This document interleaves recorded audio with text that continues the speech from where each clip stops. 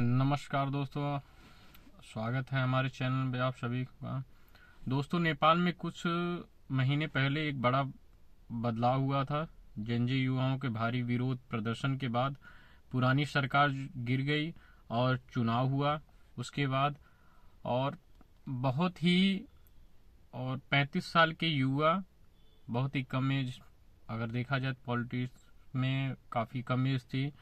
युवा नेता बालेन शाह प्रधानमंत्री बनाए गए। राष्ट्रीय स्वतंत्रता और पार्टी आरएसपी को भारी बहुमत मिला। लोग उम्मीद कर रहे थे कि अब भ्रष्टाचार कम होगा, युवाओं को नौकरी मिलेगा। वही रोजगार, वही मुद्दा जो हमारे वहाँ है, वही मुद्दा उनके वहाँ पे भी था। और युवाओं को नौकरी मिले, राजनीति में नया दौर शुरू होगा। लेकिन दोस्तों, अब सिर्फ एक महीने ही नेपाल में फिर बवाल शुरू हो गया। सड़कों पे लोग प्रदर्शन हो रहे हैं, छात्र विरोध कर रहे हैं, कई लोग सरकार के फैसले से नाराज हैं। अब कुछ भारत के विरोध में भी बालेन शाह द्वारा कुछ चार्जेस बढ़ा दिए गए, इसका भी विरोध है। यहाँ पे भी कुछ हद तक विरोध देखने को मिल रहा है। तो कई लोग सरकार के फैसले से नाराज दिखे हैं। और अब क्या बालेन शाह की सरकार भी गिरने वाली है? क्या नेपाल के राजनीति अस्थिरता फिर शुरू होने वाली है? तो आज इस वीडियो में हम पूरी सच्चाई और ताज़ा जानकारी के साथ इस मुद्दे पर चर्चा करेंगे। अगर आपको नेपाल की राजनीति में दिलचस्पी है तो वीडियो को अंत तक जरूर देखिए और लाइक और चैनल को सब्सक्राइब करना न भूलिए। चलिए शुरू करते हैं। क्या हुआ था पहले उस चीज़ पे हम लोग चर्चा करेंगे कि पहले क्या हुआ था। तो पिछली सरकार में पिछले साल 27 दिसंबर 2025 में नेपाल में जनजातीय का आंदोलन ने पूरे देश को हिला दिया। युवाओं ने सोशल मीडिया बैन, और उस पे क्या हुआ था, जो टिकटॉक और जो भी इंस्टाग्राम वगैरह थे उसको सरकार के द्वारा बैन भी कर दिया गया था। तो कुछ सख्त कानून भी दायरे आए। तो इस वजह से थोड़ा सा विरोध जनजी के द्वारा और हुआ। फिर भ्रष्टाचार के खिलाफ सड़कों पे भी उतर आए थे और प्रदर्शन इतना हिंसक हो गया कि पुलिस फायरिंग में कई युवा मारे भी गए थे। इसके बाद तत्कालीन प्रधानमंत्री केपी शर्मा ओली को इस्तीफा देना पड़ा। अंतरिम सरकार बनी और मार्च 2026 में नए चुनाव हुए। अब नए चुनाव में इस चुनाव में राष्ट्रीय स्वतंत्र पार्टी ने भारी जीत हासिल की। बालेन शाह नेपाल के सबसे युवा प्रधानमंत्री, मतलब काफी एज कम थी, और युवा प्रधानमंत्री बनाए गए।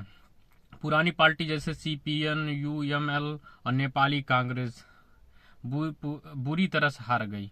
और ओली जी भी अपनी सीट से हार गए और बाद में गिरफ्तार भी हुए। लोग बाद में उम्मीद किए थे कि नई सरकार भ्रष्टाचार रोकेगी, नौकरी देने और सुधार लाने का कामयाब होगी। बट ऐसा कुछ हुआ नहीं। अब 30 दिन बाद ही हालत बिगड़ने लगे। वर्तमान स्थिति में क्यों शुरू हुआ बवाल, इस पे भी देख लेते हैं। अब बात करते हैं इस मुद्दे पे, ठीक है।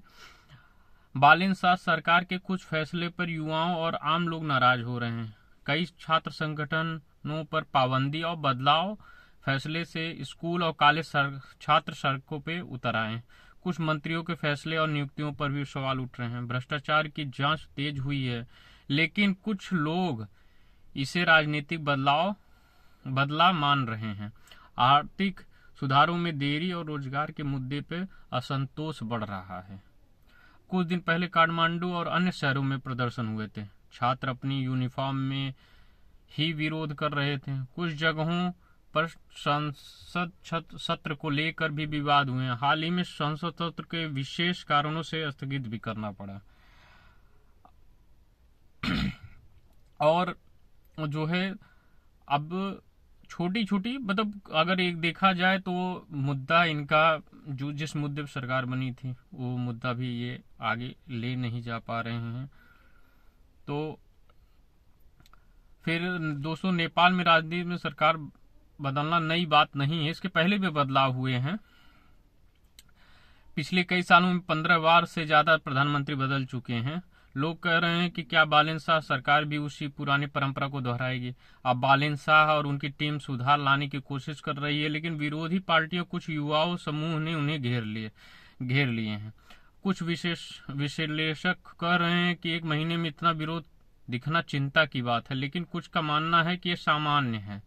नई सरकार को हमेशा चुनौतियां मिलती ही रही हैं। नेपाल की पिछली राजनीति में भी देखेंगे तो ऐसी चीजें होती रही हैं। तो सवाल, क्या सरकार फिर गिर जाएगी? तो सवाल यह है कि क्या सरकार फिर बदल जाएगी? वर्तमान में आरएसपी के पास संसद में मजबूत बहुमत है, इसलिए तुरंत गिरने की संभावना नहीं है।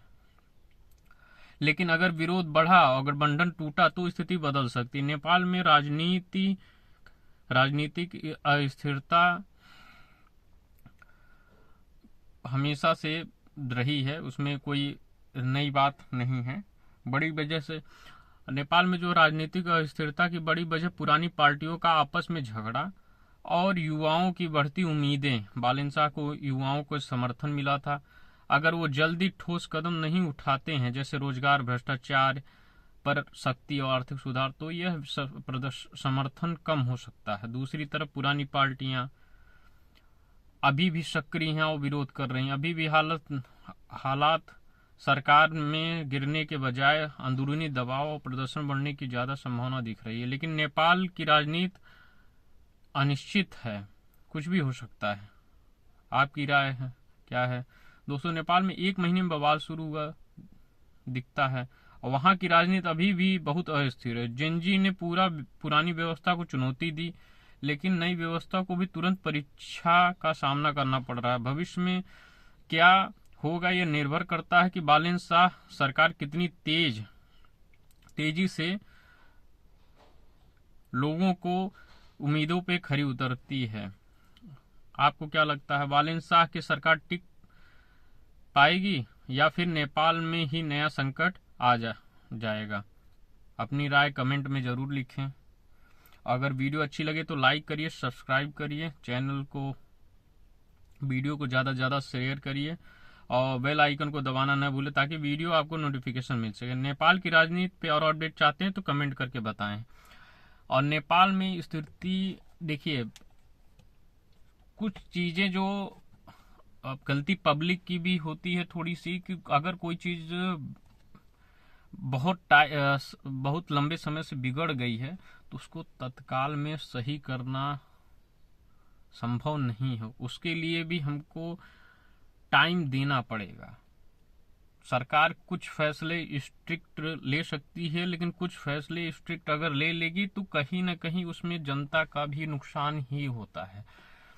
तो पब्लिक को भी ये सोचना चाहिए कि जो स्थिति 30 वर्षों में खराब हो चुकी है उसको एक महीने अभी हुए हैं तो उसको तुरंत सुधार नहीं किया जा सकता है। तो लेकिन अभी विरोध चल रहा है, और विरोध इसलिए चल रहा है कि उसके पीछे रीजन ये भी है कि वहां पे पुरानी जो पार्टियां थी वो भी इस विरोध प्रदर्शन में सम्मिलित हो रही हैं। और हालांकि अगर देखा जाए तो भारत की नीति के हिसाब से थोड़ा सा विरोध हो रहा है भारत की तरफ।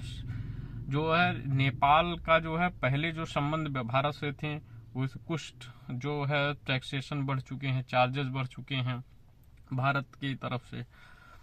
यहाँ पे नेपाल में अगर भारत के नागरिक जाते हैं तो कई चीजें हैं जो कि अभी तत्काल में इतना स्ट्रिक्ट तो होना नहीं चाहिए। फिलहाल धीरे धीरे बदलाव की उम्मीद किया जा सकता है, लेकिन एक सर्टेन तुरंत बदलाव संभव नहीं है, क्योंकि कुछ नियम जो होते हैं उसको स्ट्रिक्टली फॉलो नहीं कर सकती। चैनल को सब्सक्राइब करिए, वीडियो को लाइक करिए, शेयर करिए और बेल आइकन को जरूर, और अपनी राय जरूर कमेंट बॉक्स में दें। और भी जानकारी चाहिए, किस चीज़ पे आपको और अपडेट चाहिए उसके बारे में भी आप कमेंट करके बताएं, उस पर भी हम चर्चा जरूर करेंगे आप सभी से।